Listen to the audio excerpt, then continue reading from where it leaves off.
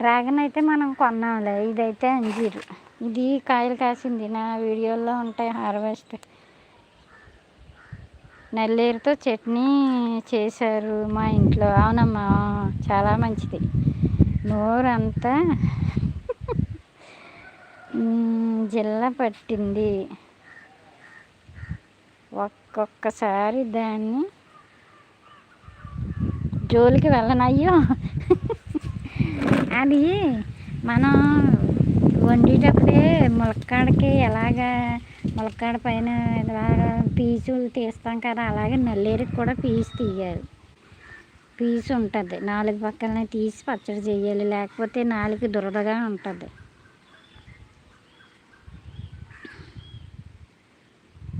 కానీ అలాగే మనం 4 వైపుల్ని పీచుగా ఉండేది తీసేసి పచ్చడి చేసుకుని ఒక చిన్న డబ్బాలో వేసుకుని డైలీ భోజనం చేసే ముందు ఒక ముద్దలో తిన్నాం.